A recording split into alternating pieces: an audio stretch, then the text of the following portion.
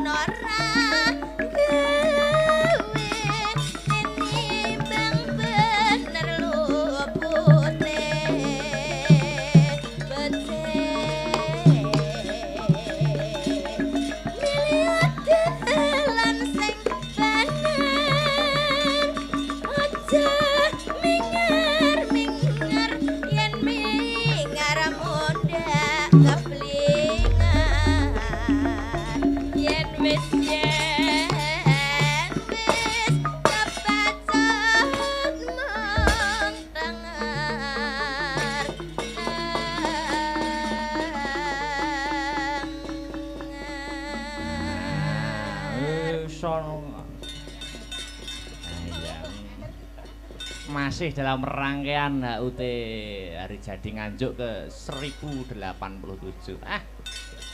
Dasare kota angin. Kota angin ki jadi maknai nggur angin sing gedhe nanging nulato sifate angin. Sifate angin kuwi piye, Truk? Angin kuwi nyerambahi ya ta.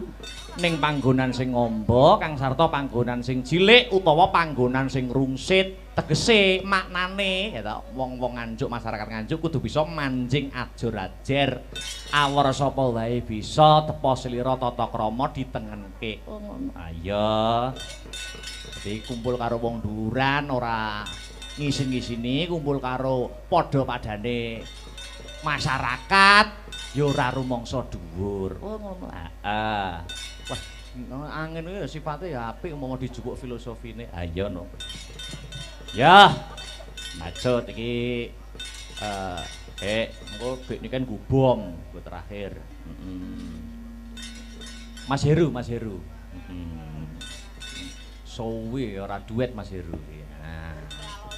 ya ana permintaan lumantar nawala kang tumibeng pangkon ngapunten menawi wonten permintaan-permintaan mangke sing boten saged kula aturaken mergi menika kula aturaken sanes wekdal menawi kula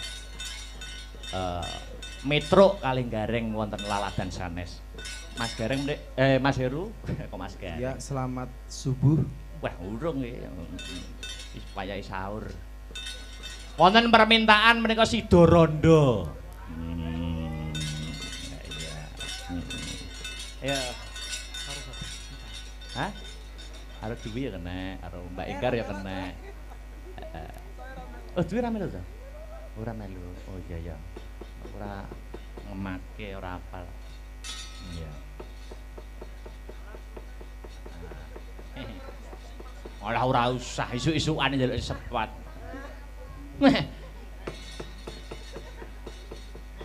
Oh ya iki mau uga dirawuhi kadang-kadang WMC Wayang Mania Community matur nuwun. Ya. Kalih Bu Parsinem mawon. Lah, ayo yang kene ya. Tuwunyo Bu Parsinem ngeblak kowe. Sinta Penggar sud jajal. Terima kasih Mas Heru niki samerane dikelempakaken Mas Her. Ya. Nyun sewu.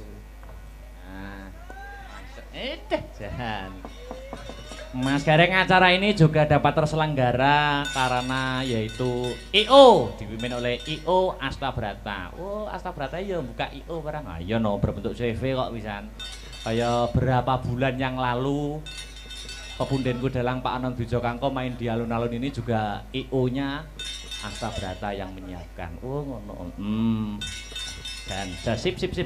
Uga ngaturake panuwun. Terima kasih yang sangat banyak kagem para punggawaning praja ingkang berkompeten pada bidangnya Buhan, kepala dinas, ya ta? Pak Bupati wau ingkang sampun berkahi rawuh, matur nuwun.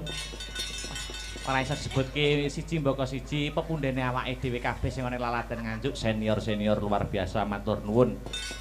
Ing antasipun kula dalang tesih ajar isih akeh kekurangane tinimbang liyane wedene nampi kapercayan ingkang ageng kula ngucapaken matur nuwun. Ya, terus nih. Ya sing urung nembang Mbak Enggar. Ya, ngadeg yuk. Ya, mie sedap wis selehke sik. Ya. Penak melok Pak Wo. Iya. Ayo. Tes. Iya, Nggih, sugeng enjing. Wilujeng enjing Mbak Enggar.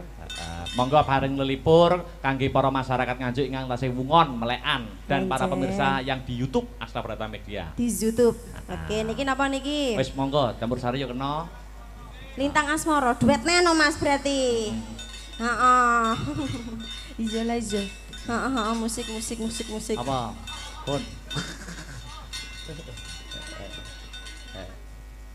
Nyedak Mbak Enggar. Piye sik. Heeh, wis buka neki. Wis ya, kitabe. Iya. Besok cik ngerabekne Parto Kromo. Rapine Parto Kromo.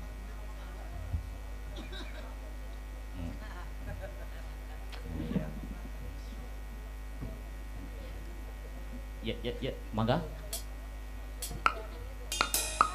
Terima kasih matur nuwun Mbak Enggar. Oke, sami-sami. Sampun ngaturaken cundamani. Ya, terakhir dik niken spotono to, spotono. Ayo. Bumyak ora kelangan gamelane.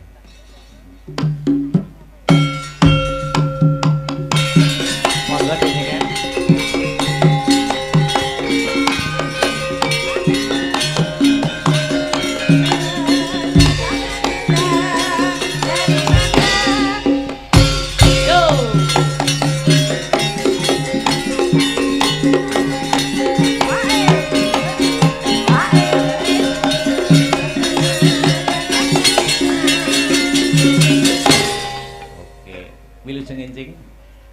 Selamat pagi, Iya. Kang Mas Raden Akbar Syah Syah. Alam Gaib. Dikei goib barang. Wah, sik oke dengeran. Masih banyak. Ayo, apa? Ngaturne apa? Ayo menghibur. Monggo. Anu kaya langga apa lele. Anu. Halus napa kasar niki, Mas? Kasar. Kasare napa? Hah? Apa ya, Mas? Banyuwangi napa pripun? Oke, ora apa-apa. Apa seragenan? Nah, manut. Seragenan apa Banyuwangi? Apa pan? Halah pan nih kok. Iming-iming. Aja lho. Aja kuwi lho. Ndak, jangan dangdutan ya. Anu wae gamelan wae ya, Mas. Antara gelang alit karo gelo. Oke, oh. Gelo. Jare mau ketek akeh Banyuwangi, nek kok gelo. Iya. Ya wis gelo wae ya. Seraginan berarti. Oke. Aduh, Apa? kakiku sakit.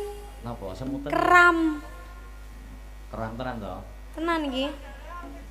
Enggak. Iki marine iki didilat iki. Wah. Aduh, Kenapa? anjang-anjangan. Kuwi to blong-blongane.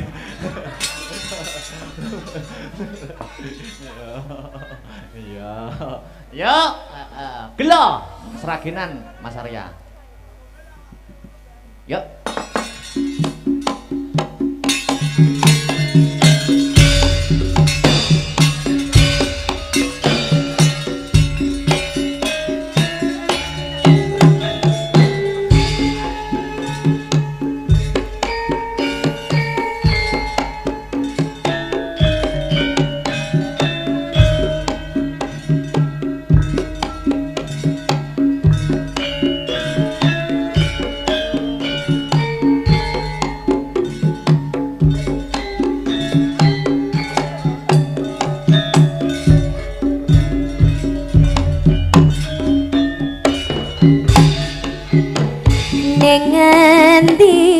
Nganaku galei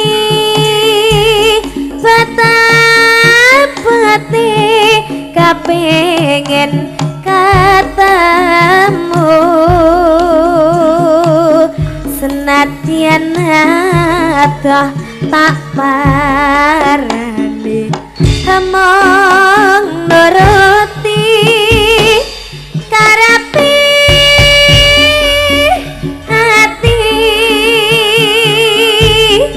bareng saiki katamu kawilunga ninggalake aku kaya sing nyandal atiku loh konetes nalesi pipiku yen pancene ora tresno mbok ya kandha sing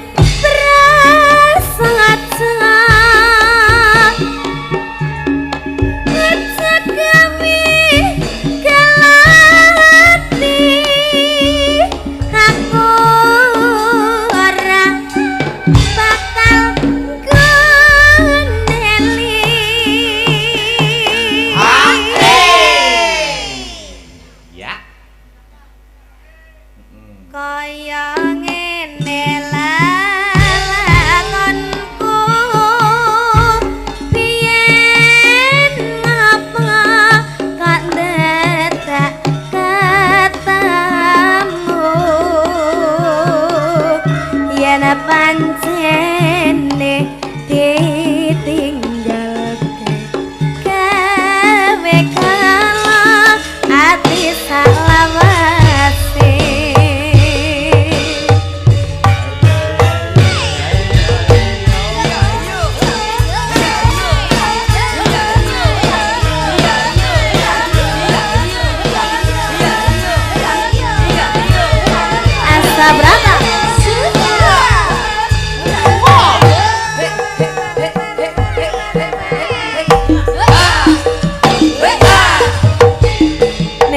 dinggonku goleki patah-pati kepengin ketemu senajan adoh tak parani mong nuruti anepi hati barang saiki ketemu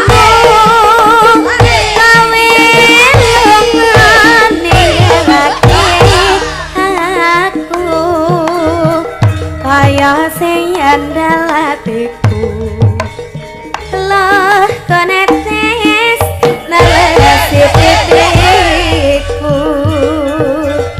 yen pancen para tresno mbok yak kandha sing prasaja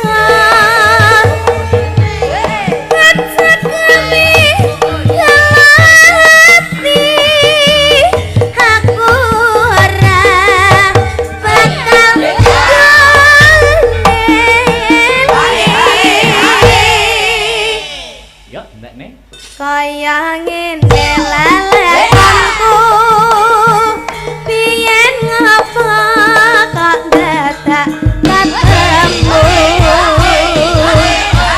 yen pancen ditipu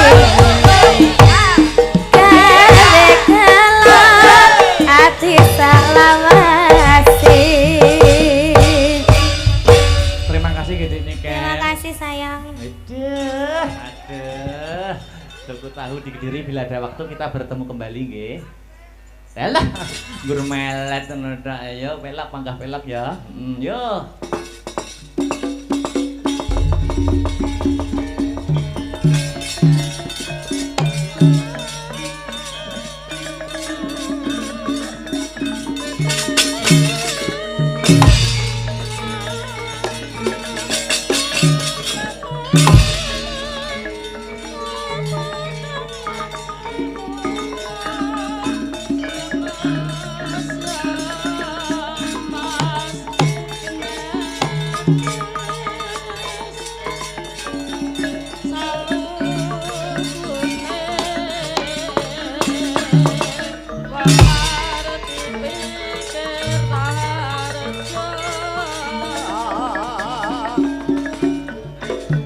Wonten candhaing lampah ing mangke datan kading madyaning wana Parasara tengahing alas ana cahya manter sak sada lanang tuhute jane calon ratu Pringgandani Risang Gatotkaca ing mangke nembe nindakaken yoga brata lenggahing sela Sumayana sahandhaping mandira ingkang ageng nering cipta harsa meminta kanugrahan dumateng purbaning kang kawasa datan mokal pangaribawa sumundul ngantos kahyangan Suralaya mangkono praptaning Hyang Narada mrebeki kang lagya yoga brata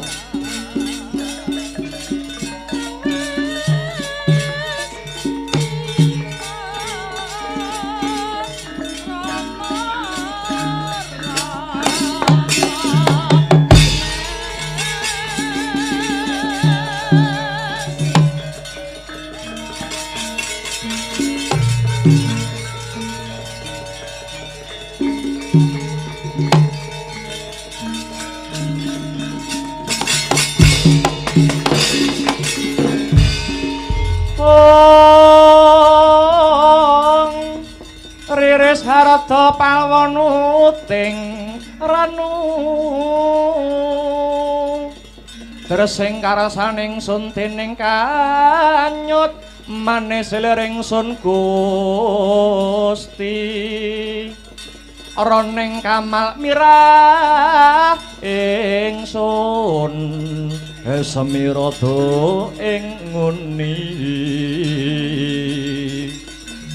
sidat agung ing Naramada sadroning aguling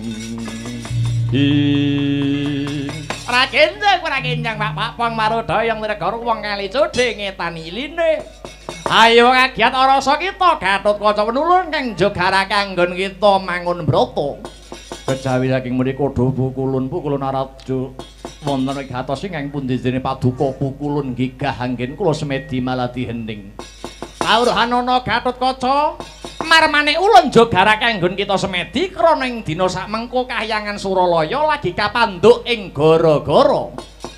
Bareng ulun teliti sumbering gara-gara disebabake loro perkara siji pangaribawane sira kulub Gatotkaca angka 2. Pangaribawane pandhita buta kang sakmengko uga lagi tapa brata mapan ana ing repet kepanasan. Gatotkaca, apa kang dadi niatmu nganti nindakake tapa brata kang mangkene, Nggih?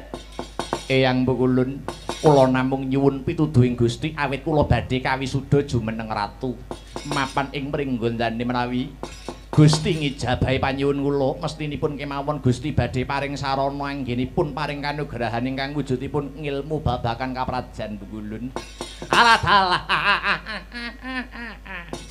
Rajake sing kok suwun babagan kawruh kaprajan iki ana gandeng jenenge kelawan pandhita buta kang nedheng tapa brata. Menapa saestu mekaten Pukulun? Aja slendro sing dadi rasamu. Mara coba munggah kayangan papaken pandhita kang nedheng tapa brata ana rapat kepanasan. Suwanana babagan kawruh kaprajan sedika ngestaken dawuh Pukulun. Sikra kala kang pumingel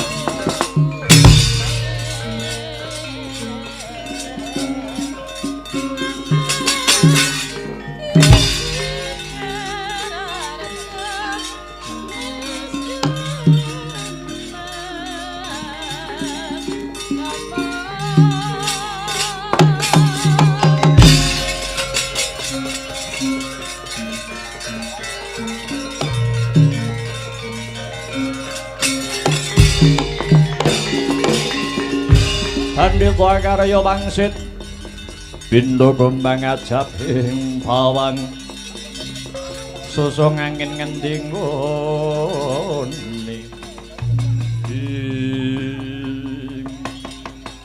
satriya bagus brengo sesak kepel sisih sapa kekasihmu ki sanak Gatotkaca sing dadi jenengku bali takon sapa peparapmu Pandhita Yaksa.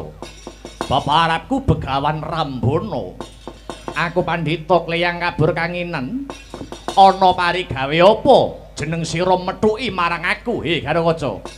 Sumurupa panemban sak siliring bawang maneh Gatotkaca bakal kajumenengake dadi ratu ing Pringgondani, ngayomi kawula sak Pringgondani. Ora ketang sedidik aku weneng ngilmu babagan kaprajan tak nggo sangu anggonku dadi ratu. Kowe kok njaluk ilmu marang aku? Aku mung estu padha dawing dewa Begawan. Ya, bakal tak wenehi nanging luwih dhisik tak teter kadigdayanmu. Gatotkaca ora mundur sangkah. Bagus.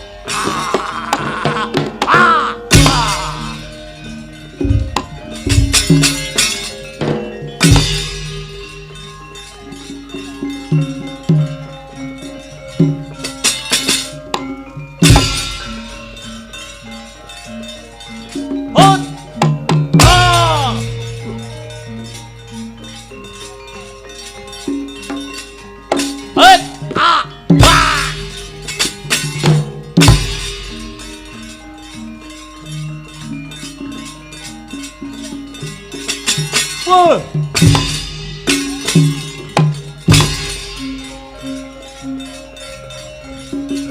Ah, ah.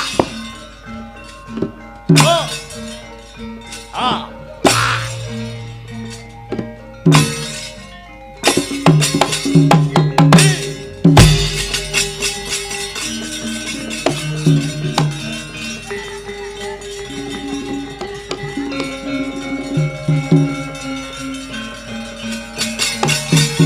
Lahing kono to wau adu tanding Begawan Rambana lumawan Dian Gatotkaca. Kocap Begawan Rumbana badar sejatining wujud sekawit. Eyangira Raden Gatotkaca inggih Prabu Trembaka kang wis abadan sukma.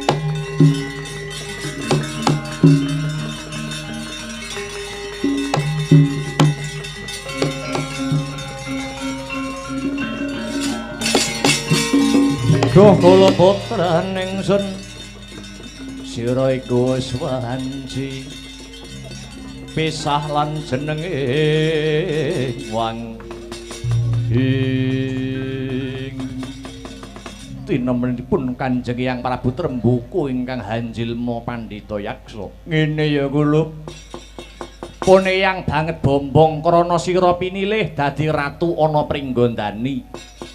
Kabeh iki jumbuh kelawan idam-idamanku kula. Kang wayah namung nyuwun pangestu dhateng Kanjeng Hyang. Keparenga Gatotkaca nyuwun kawruh kaprajan minangka gegebengan kula Kanjeng Hyang. Ngene ya nggir. Wong dadi ratu kuwi kudu nindakake 12 bab. 1 teguh kelawan agamane. 2 nggatekake kebutuhane kawula kanthi srana mbrasta papa lan cintrakane kawula. Angka 3 cedhak lawan wong pinter, aja pekewuh anggayuh wimbuhing kawruh lan ngudi marang indahing ilmi. Angka 4 ya kuwi ngajeni marang panemune liyan sarta menggalih panemu mau kanthi srana sarasehan. Angka 5 ngayomana prakawula utamaning para wanita. Awit wanita mau dudu barang dolanan ya nggir. Angka 6 nengenake kebutuhane bebrayan kanthi hambangun papan pangibadah, mbangun papan pawiyatan, mbangun panti usada lan hambangun pasar kang sarta dalan ya nggir. Lho inggih ngestaken dawuh Kanjeng Hyang. Angka 7 ngedahana wicara lamis. Awit wicara lamis bisa netelke kawibawan. Angka 8 aja gampang nibake pandakwa tanpa bukti kang nyata. Sabanjure angka 9 ora gampang percaya ujare kandha kang tanpa panaliti ya kulub. Sabanjure angka 10 aja gampang nganak mas marang Narapraja lan kawula. Sebab adaan nganak mas iku sok keladuk sembrono kepara wani nyatut asma Kinaryagada. Angka 11 aja dak siya marang sapadha, hukum kelawan ganjar kudu lumaku padha. Angka 12 kulina ngunjara nafsu kang kurang prayoga, seneng tapa demena prihatin ngedohi marang watak Dursila ya kulub. Lho inggih Kanjeng Hyang trawaca pangandika paduka badhe kula estakaken. Gandeng pun Hyang wis marem ketemu kelawan sira Gatotkaca. Uga wis nggethok tularke kawruhku marang sira.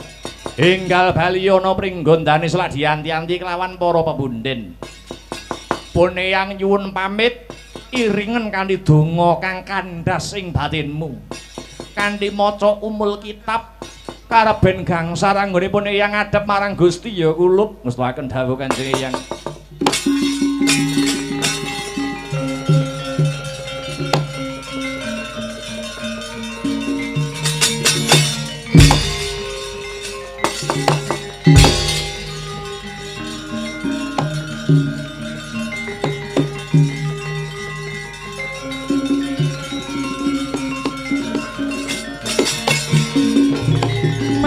Hina Subang Iwang Aruna katinetrane nganggarapo Om sataning kukila ringgane goro saketer kinitunganing gong lirwu sing binibanco ing antya ingkang winuwus madeg praja Pringgondani wis pepak ngenyarsa ngadani wisudan ratu.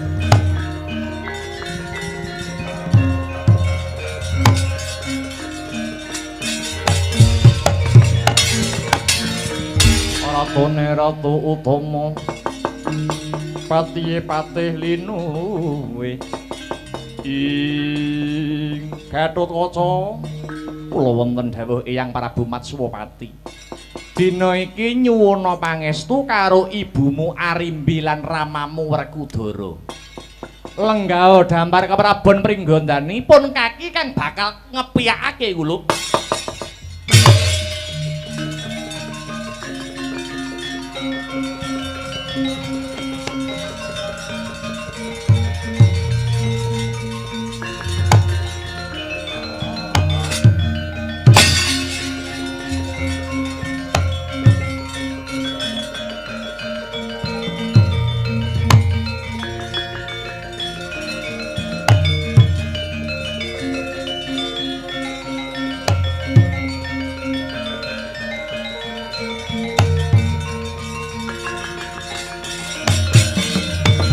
Sakwise Gatotkaca lenggah ana damar keprabon Pringgondani dina iki pun kaki kang bakal netepake lan ngepiyakake rene wis sawetara suwe Pringgondani kumplang pasewakane lah dina iki wis ana kang minangka dadi pepayunge para kawula dasih pemimpin nom-noman ya isih trah Pringgondani tak tetepake ing dina iki Nalendra Pringgondani jejuluk Prabu Anom Gatotkaca. Ya.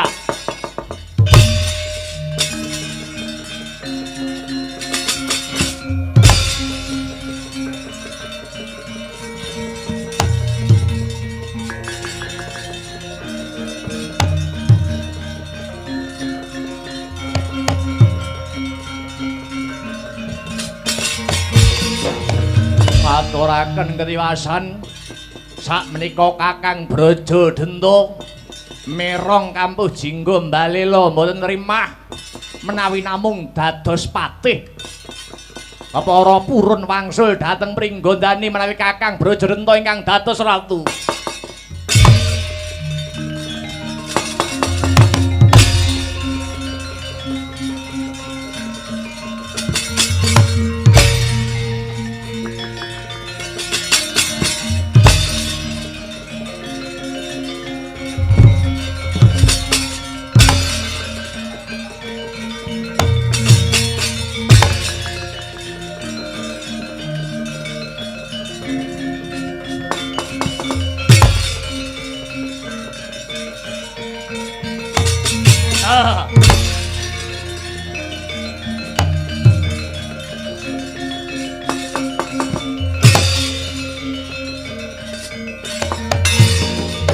Kala rupa saking godha sakura kula yen atana mutusa sang Sri ing punika Kakang Mbok arimbe ingkang merepeki kula ya Brajadenta mulane aku methuki Brajadenta mapan ana alun-alun amarga selak ora kuwat nggonku ngrungokake palapore Braja Musti.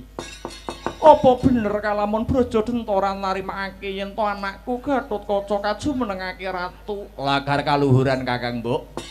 Kula mboten nrimah menawi namung kadhapuk dados pepatih wonten Pringgondani. Brajadenta. Kok becik timen makar timu. Wingi-wingi kowe ewuh apa? Bareng iki wis wisudan lah kok dadak ana babak hanglayane jujul Hanusuli. Kurang apa anggonku padha momong sedulur Brajadenta. Aku ngrumangsani sedulur metu wadon ora majibi tumrap kalungguhan Pringgondani. Mongko kowe biyen ya wis tak kongkon nyekel peperintahan terus ke swargi Kakang Arimbo. Ning mangsulanmu jare kowe ora kuwagang dadi ratu. Malah saka penjalukmu dhewe supaya tetuka sing kadhapuk dadi ratu. Bareng kabeh wis sarujuk, kowe saiki malah mbalela mentahne rembug sing wis maton. Luwih-luwih Braja Musti palapore padha dimirengke para sepuh. Kaya ngapa semrapeting panonku mergo ngempet rasa isinku. Para sepuh sing ora ngerti sejarahe dikira aku jarah rayah palungguhan Pringgondani Brajadenta. Kakang Mbok ora perlu isin. Kowe ora perlu isin. Pancen nyatane ya ngono kuwi. Kowe wis sekuton karo wong-wong Pandhawa ngrebut pangwasa Pringgondani saka tanganku. Ya ngono apa ora? Mung merga kowe ngeboti anakmu dhewe nganti mentala nempuh dalan sing ora bener. Mula saka kuwi, Mbak Yu Arimbi ora usah dadak nganggo tembung isin. Akonono wae. Senadyan ayu rupamu ning atimu tobat.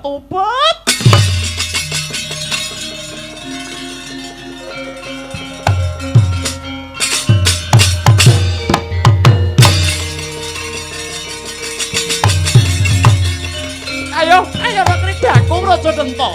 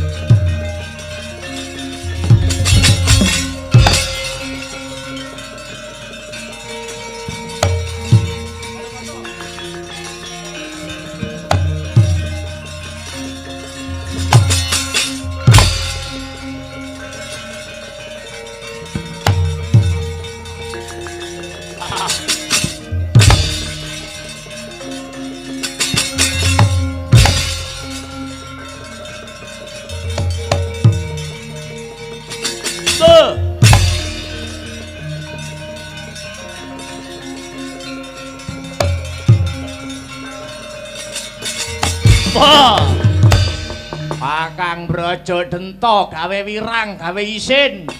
Mbalela ning Pringgondani. Kuwi dudu watake satriya, Kakang. Iya, Kakang Brajadenta. Kowe aja rusak ajak-ajak dosa ngupaya kanca. Braja lamatan lan Braja wikalmu buta goblok. Buta kemalan badokan kowe. Wisamu mung micek karo gaglak. Ora iso mikir kanthi pening. Kowe kuwi ya kurbane para Pandhawa. Diapusi wong-wong Pandhawa ora krasa. Sing ngrusak Pringgondani iki sing tak pikir-pikir kowe, Kakang. Lati lan pakarti ora nyawiji. Ucapmu karo batinmu geseh. Sing goblok dudu aku sing pekok iki kowe, Kang. Ora usah kakean gunem Kang tanpa guna. Ndi Gatotkaca kelakon tak lokke sak dosane. Ora usah nyumbari anak anggar Gatotkaca. Kadang Braja mungsuh kadang Braja kelakon ketandangan kowe. Oh, hai.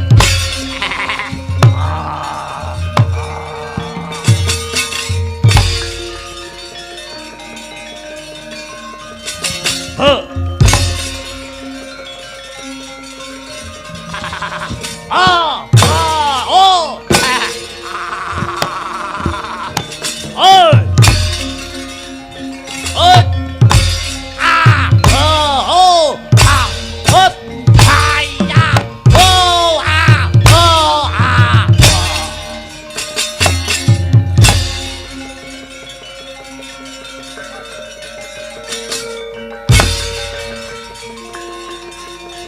Ah, ah. Ah. Hei, ah. Ah.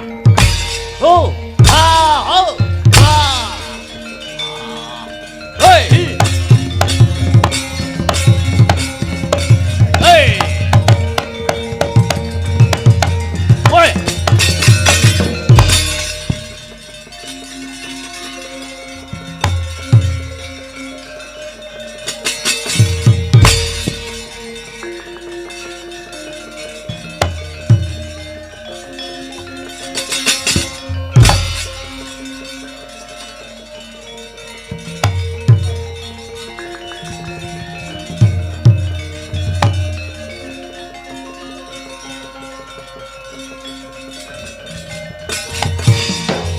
Ora, piye?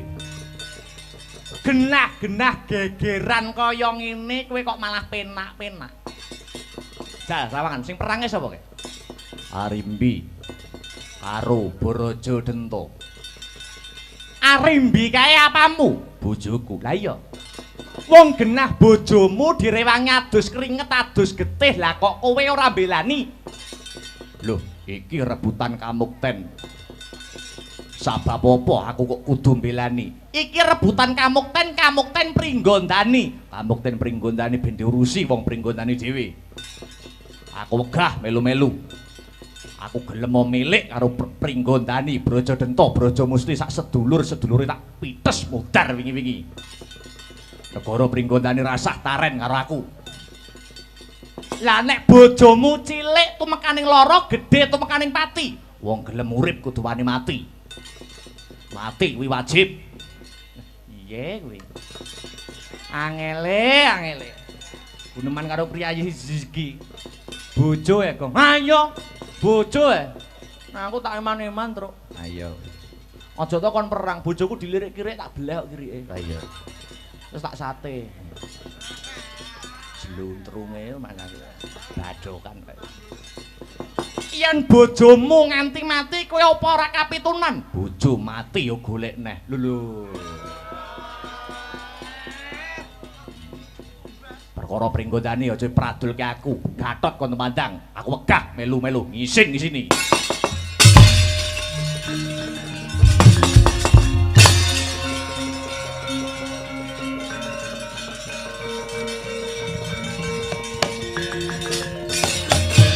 Petro dalem. Janjane aku takon ngene, iki mung kepengin ngerti sepira tulusing bebudene Ndaramu Werkudara. Ndaramu Werkudara kae isih gelem melu urusan Pringgondani apa ora? Nyatane kok ya ora. Ayo, saiki nek ngono Werkudarane ora gelem perang. Ayo, saiki kresnane kudu perang. Alah, dapurmu malah. Dapur meng ngongkon aku. Tak goleki jago.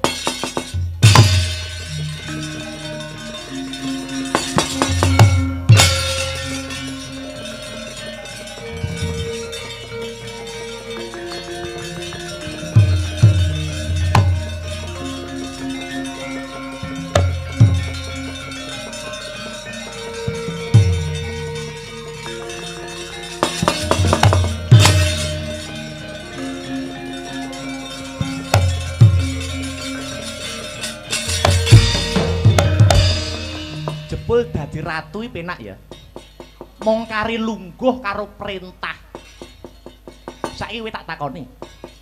Gatotkaca dadi ratu kuwi ratune bangsa apa ratune keluarga? Deripun kados pundi? Lho.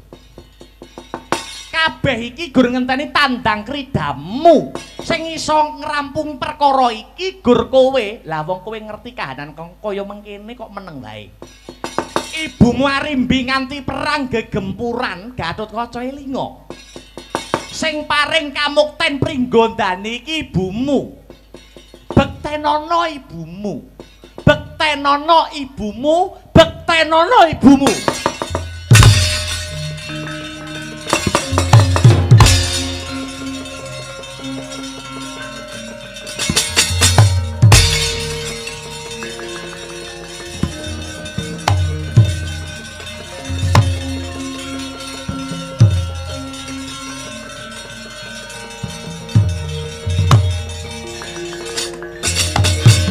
Karitaning satriya linuwe kang maradi mring Gautaman ing Paman Brajadanta paduka paman ampun ngantos dameling sem menawi paduka milik palungguhan Pringgondani monggo sak mangke Pringgondani sak wetahipun kula borongaken Paman Brajadanta ora usah macak melas kowe. Kabeh iki iso dumadi merga akal julike wong-wong Pandhawa kalebu bapakmu. Merga Pandhawa ki nglungguhi negara Ngamarta. Pandhawa ngrumangsani Ngamarta ki negara cilik. Bisane gedhe kudu diblengket karo Pringgondani. Jare Pandhawa ki wong utama, ning jebule Pandhawa wong serakah, dakah-dakah. Milik karo kamuktene liyan. Kowe bocah wingi sore durung iso apa-apa dikarbit dadekke ratu. Mung merga saka Pandhawa pengin gedheke keprabon Ngamarta. Ya ora?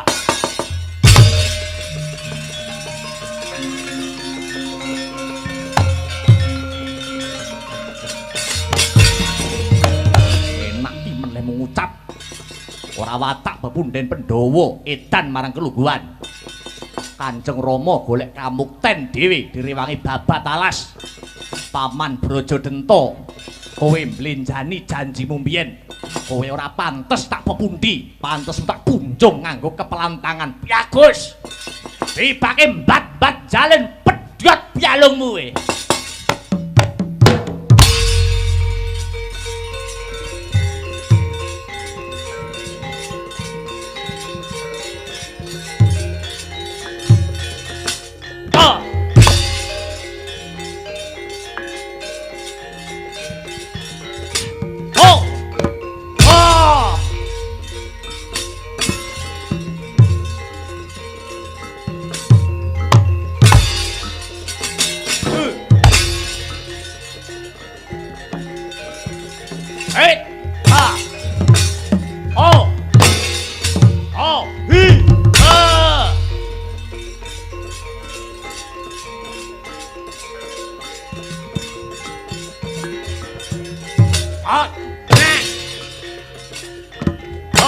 Ayo, sing seru.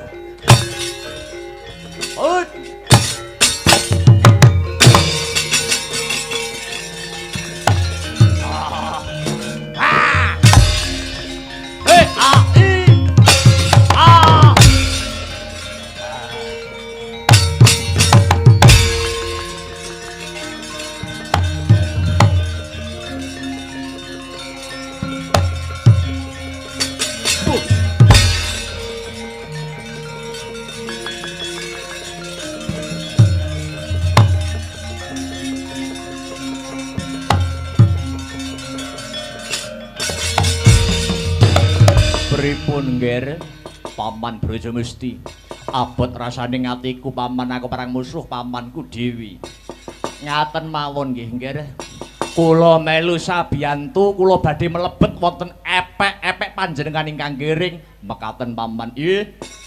Mangke kula aturi namaaken dhateng Kang Paman Brajadanta nanging wanti-wanti weling kula nggih ngger.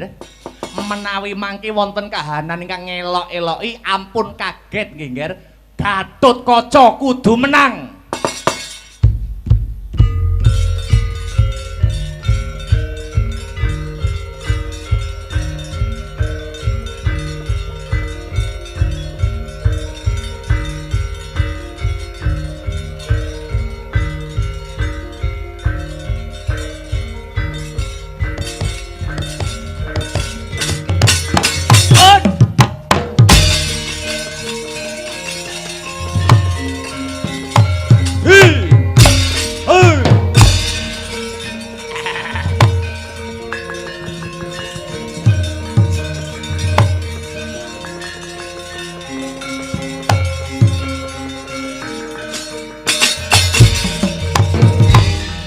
Ger Brajadenta. Aku bapakmu Tremboko kang wis abadan sukma. Kudune aku wis mesem guyu ana swarga amarga wis nyekseni Gatotkaca jumeneng ratu. Ning bareng nyumurupi polahe Brajadenta kang kaya mangkono tetela nyandet-nyandeti nggonipun Rama manjing swarga langgeng. Brajadenta kowe lali karo ucapmu yen kowe tetep uguh bakal mbalela kepengin dadi ratu. Padha karo kowe nyengkake bapakmu iku mlebu ning neraka jahanam Brajadenta.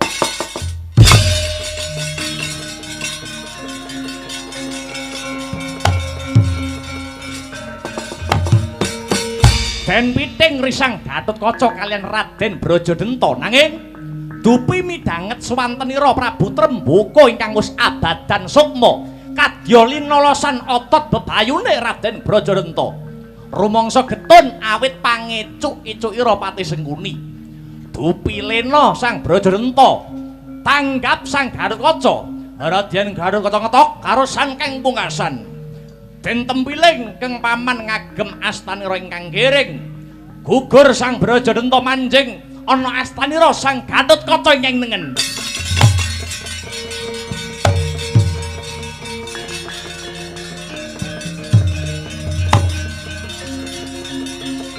Waduh, Kanjeng Rama. Hoi! Wah! Wah!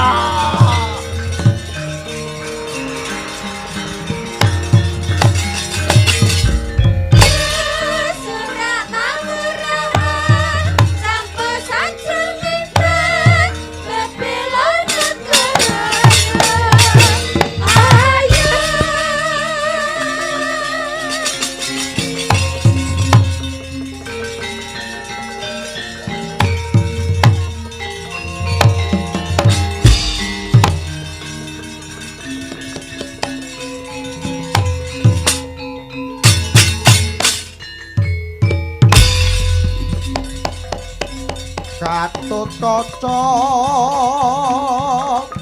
aja kaget ngrasanira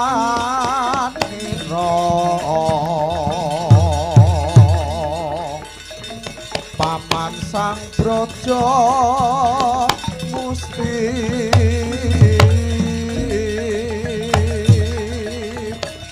paman Brajadenta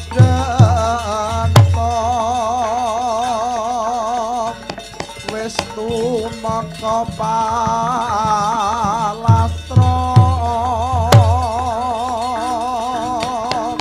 bakal manjing dadi siji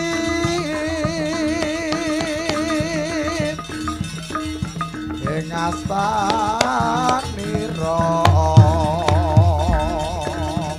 kinarya ajib haji.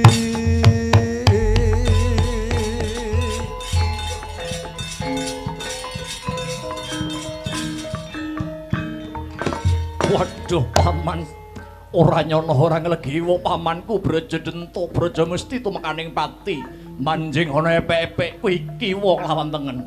Iya paman, tak eling-eling welingi paman Brajadenta lan Brajamusti kasekten kang wujude aji-aji Brajadenta Brajamusti iki dadya srana memayu hayuning bawana njejekake lakuning adil kang sarta ngayomi kawula sak pringgondani. Muga bisa hanyembuh guyub lan rukune para bebrayan pringgondani ya paman. Serampagia amanguntung tunggak guyub ilangoni rampa-rancak katon sigra sinanggaan nopiroro serampagia amanguntung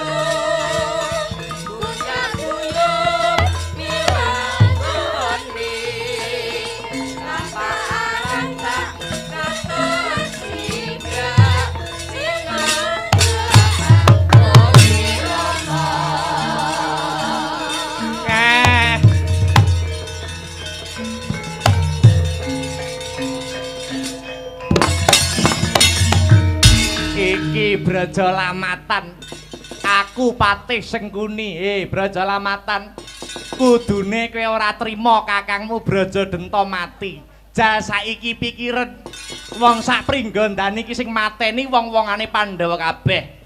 Bapakmu Tremboko biyen sing mateni Pandu, bapake Pandhawa. Kakangmu Arimba sing mateni Werkudara. Lah kok saiki kakangmu Brajadenta dipateni karo anake Werkudara. Cetha yen Pandhawa kuwi arep ngrusak Pringgondani saka njero. Weh lah dalah iki penyakite sing marake rusak.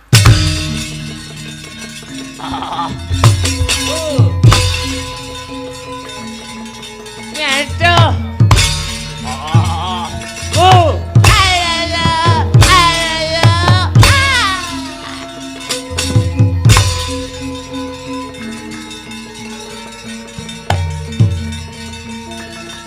Hey, ha, ho,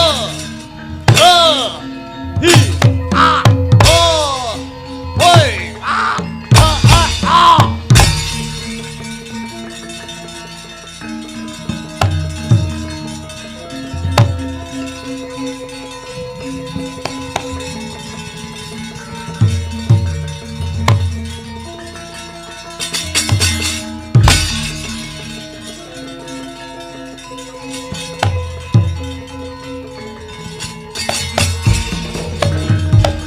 Jago kluruk rame kapyarsi wawa kalong luru pandelian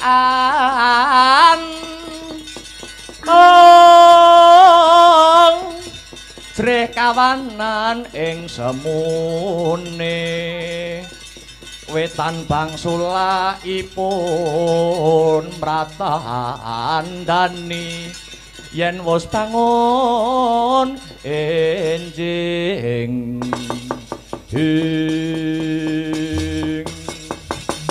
Urawa sampun kula singkiraken nggih jebulipun ingkang ngubupi Kakang Brajadenta namung Sengkuni Sakurawani. Sejarah sampun mbuktekaken wiwit Rama Prabu Trembaka riyin ingkang ngadamel Pringgondani lan Ngastina memengsahan punika inggih awit pakartinipun Patih Julik nggih Sengkuni nika nggih. Ngaturaken panduwun paman awit lelabuhanipun paman Brajalamatan paduka paman kersa dados patih wonten Pringgondani anggentosi kalenggahanipun paman Brajadenta. Waduh, ampun kula nggih, ampun kula. Kula ngrumaosi taksih cubluk ing reh kawruh kaprajan, mboten napa-napa paman. Sedaya kala wau saking niat kula kepengin ngurmati lan ngluhuraken pepundhen trah Braja. Paparenga paman Brajalamatan dados patih wonten Pringgondani, kula paringi tetenger Patih Prabakesa. Astabrata.